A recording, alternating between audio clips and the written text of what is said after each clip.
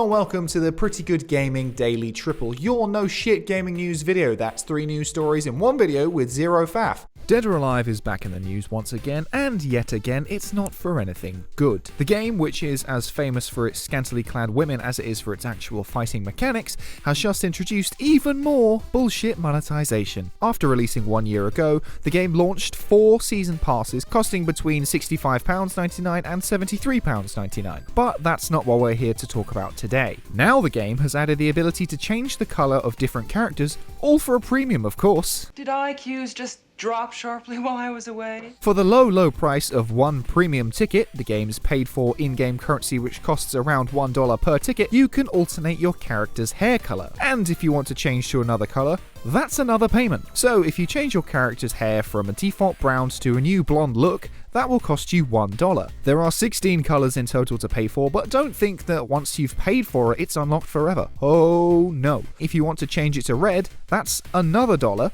but if you then want to go back to blonde again, you have to pay again. That's right, you're not actually buying the hair colour, you're just renting it. Even Call of Duty didn't go that far. Back when Activision introduced a microtransaction just for a red dot site, at least you owned the damn thing after paying your $1. Obviously, this single-use hair colour microtransaction has gone down a treat with the Dead or Alive community, with everyone coming out in full support of this cancerous practice. Oh wait, no, that's not right. They fucking hate it. This hair colour microtransaction is the latest in a string of horrendous microtransactions to hit the game, leaving fans thinking, anybody else's bullshit detector just go off? DOA is my fave fighting game, but now I feel tired of expensive and uninspired recycled DLC. DOA 6 is a joke, and it's hard for me to say that I regret having purchased it on launch. Looks like they only want easy money with poor DLCs. The game doesn't care. Wow.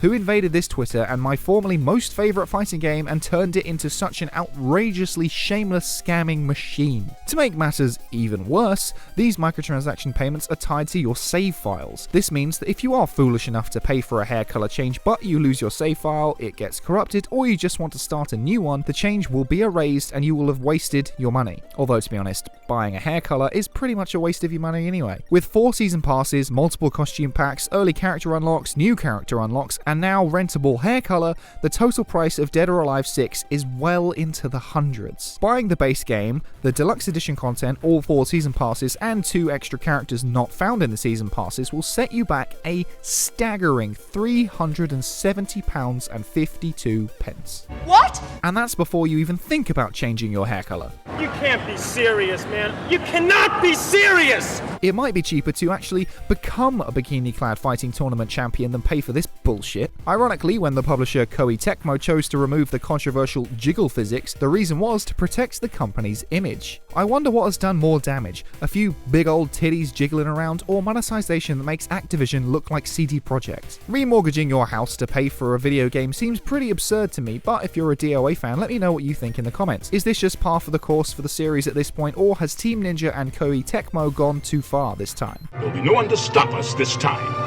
And next up, the Final Fantasy VII Remake is just around the corner, and a free public demo came out yesterday for fans to sink their Buster Swords into. Check out our gameplay on it if you're interested. Unfortunately, there's some bad news for Final Fantasy fans. The fan favourite Lion-Wolf hybrid thing, Red 13, will not be playable in the upcoming remake in April. In the 1997 original, Cloud and his party meet the tribal feline in Shinra Tower being experimented on by the sinister Hojo. Shortly after your encounter, he joins your party as a fully playable character. However, this will not be the case with the remake, and it's due to the fact that it only covers the first portion of the original game, meaning that Red would only show up towards the end of the remake. Speaking with VG247, co-director Naoki Hamaguchi said, "We felt the point at which Red 13 joins the party in the story is very late on, so we thought, okay, if we're going to have him as a full character and try and get the player to enjoy his character development arc and growth as a character through that, it's really not enough time to do that. So we thought the best way to have him involved was as a guest character. Normally, throughout the game, you'll be playing as a 3-man party, but you will have him as a guest character that fights alongside you during the last part of the story there. He'll be using his old, really nostalgic moves, and you'll see that. We felt that was the best way of showing him off as a character and who he is. That's why we felt it was the best way to include him. Since the remake is releasing in a sort of episodic fashion, it does make sense to leave Red out of the party, since it would be a lot of work making a new playable character for very little action. That said, it doesn't make it any less disappointing, and we'll have to make do with using Cloud, Barrett, Tifa, and Aerith/Aerith, depending on who you ask? However, there is the possibility that Red will be a fully playable party member in the next part of the remake, especially as he has his own character arc and story beats to go through after the Midgar section. The playability of Red in part 2 of the remake is still unconfirmed, as is any other information of that game. We still have no info on how many games it will take to deliver the Final Fantasy VII story,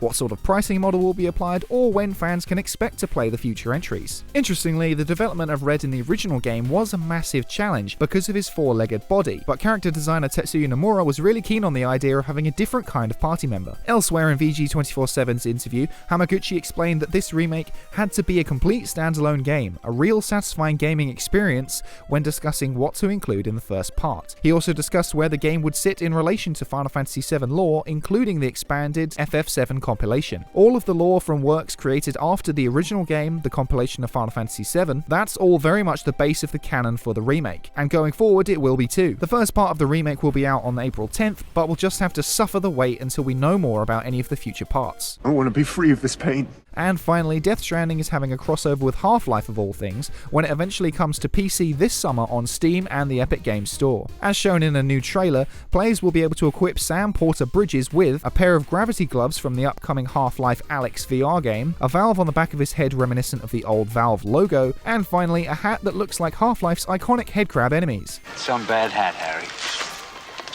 The game will obviously perform better on higher quality PCs than on a PS4, but PC players can also expect ultra-wide support, a photo mode, and super high frame rates. Similar to the PS4 release, there are several pre-order bonuses which include silver variants of unlockable in-game items. There is no word yet on whether this content will eventually be coming to the PS4 version. And that's your lot for today. If you enjoyed this no shit format, go ahead and give the video a like to give it a boost, hit subscribe and the bell if you want to stay up to date on all future installments, toss a coin to your YouTuber over at patreon.com/prettygoodgaming. That's all for today. I've been Henry Cooper.